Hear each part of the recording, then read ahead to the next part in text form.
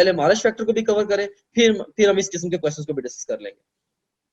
इसमें देखिए कि आरएच फैक्टर जो basically RH factor is a type of protein on the surface of red blood cells.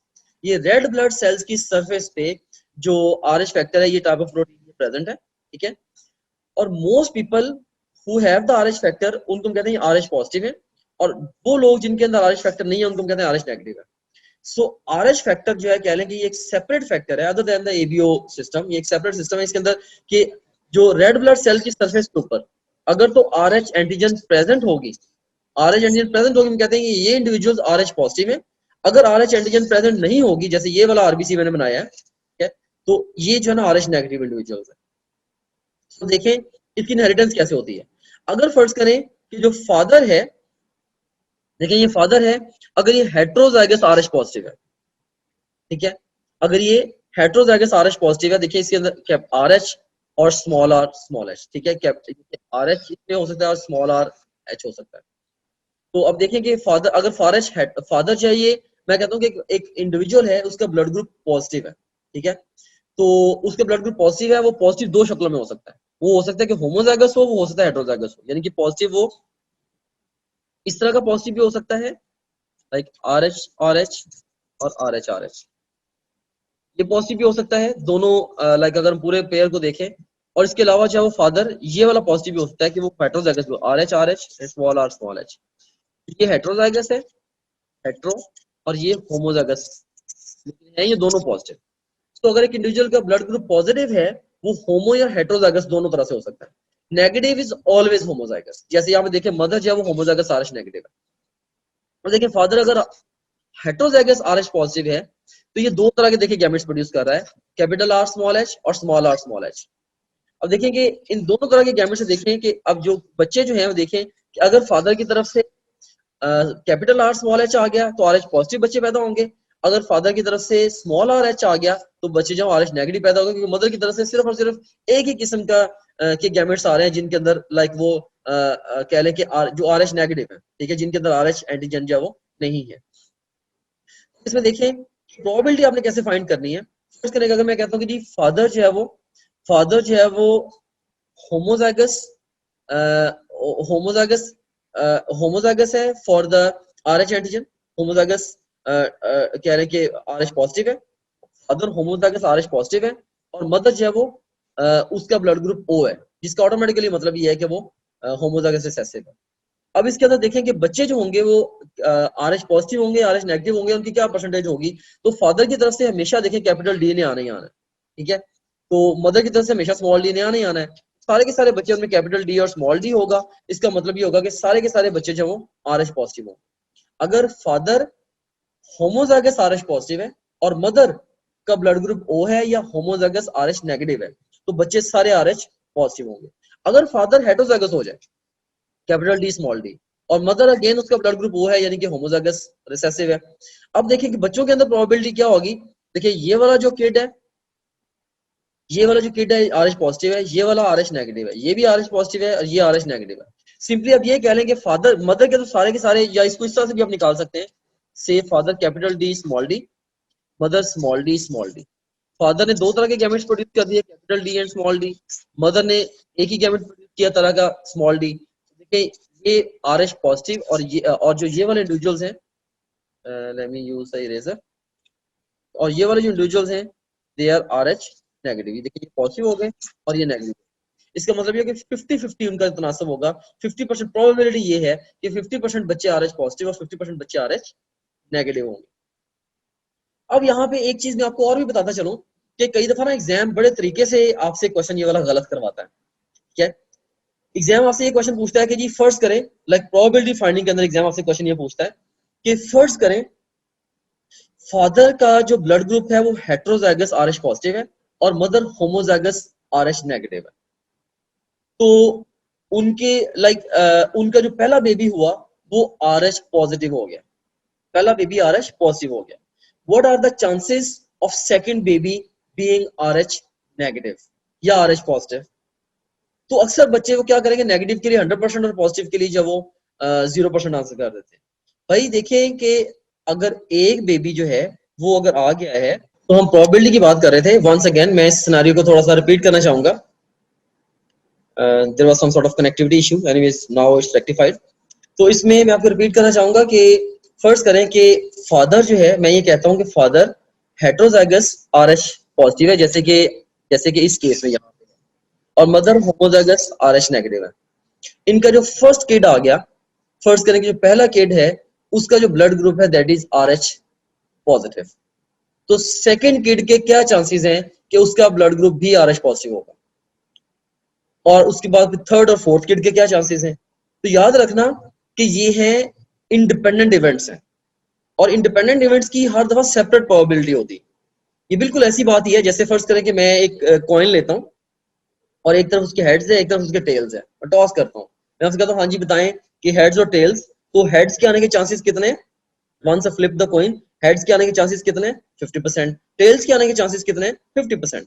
तो मैंने फ्लिप किया, फर्स्ट टाइम इज 50%, राइट। से अगर हेड्स आ गया चांसेस 50% थे, लेकिन अब हेड्स आ गया हमारे पास, एक दफा हेड्स आ गया। अब मैं सेकंड टाइम फ्लिप करूंगा कॉइन, और अब हेड्स आने के चांसेस कितने हैं, again 50%, and third time and fourth time, भले 100 दफा रो में हेड्स ही आ जाए, लेकिन हर दफा नेक्स्ट टाइम जो चांसेस होंगे 50% ही होंगे। यही आइडिया जो है ये इसके अंदर भी है कि अगर फादर हेट्रोजाइगस आरएच पॉजिटिव और मदर होमोजाइगस नेगेटिव है, तो हर बच्चे के अंदर पॉजिटिव ब्लड ग्रुप आने के चांसेस 50%, नेगेटिव ब्लड ग्रुप आने के चांसेस 50%।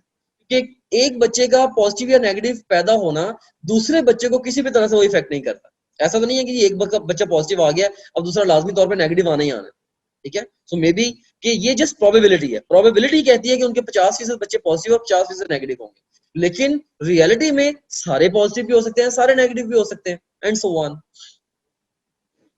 ओके, अब देखिए कि यहाँ पे ना एक क्वेश्चन अब आता है कि कौन सा ब्लड ग्रुप किसको दे सकता है और किससे ब्लड ले सकता है।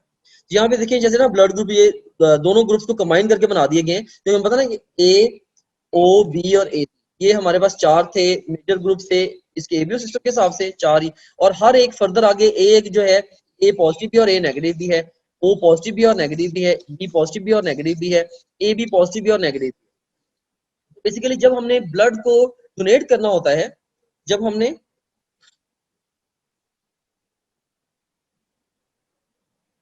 ब्लड को डोनेट करना होता है, तो उसके अंदर जो सिनेरियो होता है वो कुछ ऐसा सा होता है कि, होल्ड ऑन फॉर व्हाइल,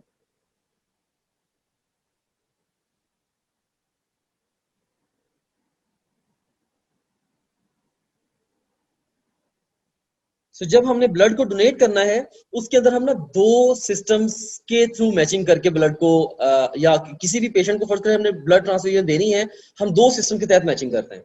क्योंकि खुदा ना खासा अगर किसी इंडिविजुअल को गलत ब्लड लग जाए, लाइक अगर प्रॉपरली मैच्ड ब्लड ना हो, इससे चांसेस होते हैं कि उसके अंदर जो वो ब्लड जाकर रिएक्शन कर देगा। जस्ट इमेजिन करें कि एक लड़का है, वो बाइक पे जा रहा है, उसका एक्सीडेंट हुआ खुदा ना खासा, उसका 2 लीटर खून बह गया, उसको अर्जेंटली उसकी जान बचाने के लिए उसको खून लगाना है। उसका अपना जो ब्लड ग्रुप है वो अब है, फर्स्ट करें कि बी पॉजिटिव है, ठीक है। अब हमने उसके अंदर जो ब्लड ट्रांसफ्यूज करना है, we have to make sure कि वो बी पॉजिटिव ब्लड ग्रुप के साथ कंपैटिबल हो। अब कौन कौन से उसके अंदर कंपैटिबल हो सकते हैं, राइट, अब ये हम देखने लगे, राइट। इस तरीके से मे बी उसी लड़के के इर्द गिर्द उसके कोई दोस्त 5-7 प्रेजेंट हैं, अब वो देखना चाहते हैं कि वो सारे के सारे देखना चाहते हैं भाई हम में से किसका ब्लड इसको लग सकता है। तो ऑफ कोर्स अब उसके लिए हमें देखना पड़ेगा कौन किसको दे सकता है, या कौन कौन से ऐसे हैं जो बी पॉजिटिव को डोनेट कर सकते हैं। तो सिंपली यहाँ पे ना, इससे पहले मैं आपको हर एक के बारे में अलग अलग बताऊं, अगर आप इन सबको मेमोराइज करने बैठेंगे ना, तो मेमोराइज करने से अगर बैठेंगे तो आपके लिए खासा मुश्किल हो जाएगा कि आपने ये निकालना कि जी किस इंडिविजुअल को कौन सा ब्लड ग्रुप लगाना है, कौन सा नहीं लगाना। सो आपने बिल्कुल भी इसको मेमोराइज नहीं करना। ये जो टेबल है जस्ट आपको समझाने के लिए है, मेमोराइज करने की जरूरत नहीं है। सिर्फ और सिर्फ मैं जो एक प्रिंसिपल आपको बताने लगा हूं, उस एक प्रिंसिपल को याद रख लें। आपका इस तरह का क्वेश्चन जो ब्लड डोनेशन का, ये कभी भी गलत नहीं होगा इंशाल्लाह। प्रिंसिपल क्या है, don't introduce new antigen to any individual, don't introduce new antigen to any individual. यानी कि किसी इंडिविजुअल के अंदर अगर कोई भी एंटीजन प्रेजेंट है, अब वो तो उसके अंदर दे सकते हैं, नई एंटीजन नहीं दे सकते। मिसाल के तौर पे अब अगर फर्ज करें कि हमारे पास ब्लड ग्रुप है, ए ब्लड ग्रुप है, ए पॉजिटिव है, तो इसके अंदर जो है वो ए की एंटीजन प्रेजेंट है, यस हम ए दे सकते हैं, बी की प्रेजेंट है, नहीं हम बी नहीं दे सकते, ए बी के अंदर बी आ गई नहीं दे सकते, ओ दे सकते हैं यस क्योंकि कोई भी नई एंटीजन नहीं आई, ठीक है। अब ए पॉजिटिव है, क्या हम इसको ए पॉजिटिव दे सकते हैं, आंसर इज यस।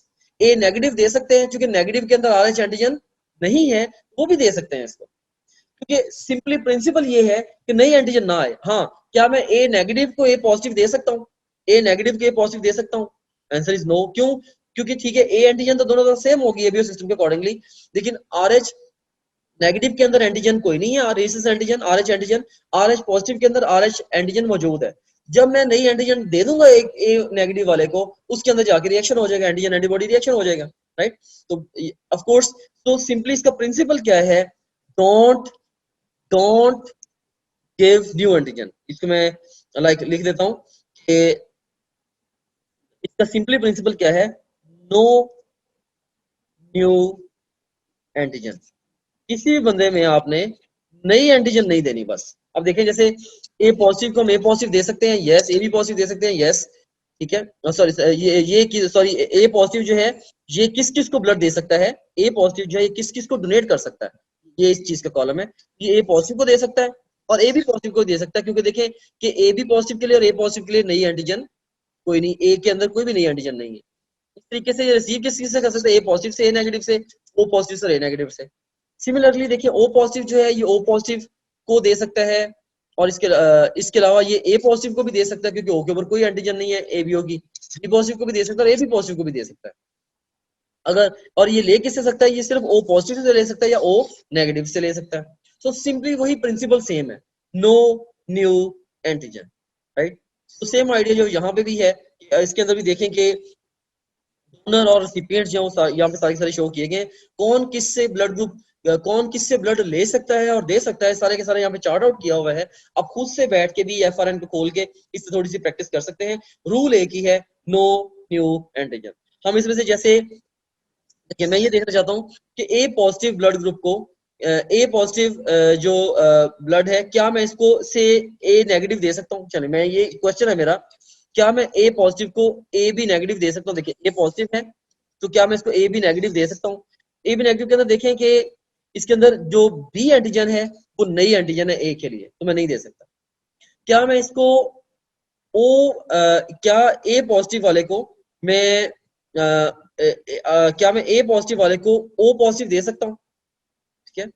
क्या क्या ए पॉजिटिव वाला जो है, क्या इसको क्या अगर फर्स्ट करें कि रिसिपिएंट ओ पॉजिटिव है तो क्या मैं इसको ए पॉजिटिव दे सकता हूँ, आंसर इज नो, नहीं दे सकता। क्यों, क्योंकि ए के अंदर नई एंटीजन आ गई।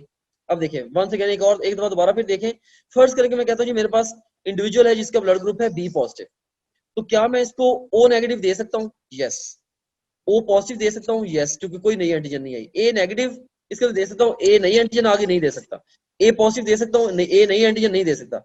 बी नेगेटिव दे सकता हूँ, यस दे सकता हूँ, कोई नई एंटीजन नहीं है। बी पॉजिटिव भी दे सकता हूँ, कोई नई एंटीजन नहीं है।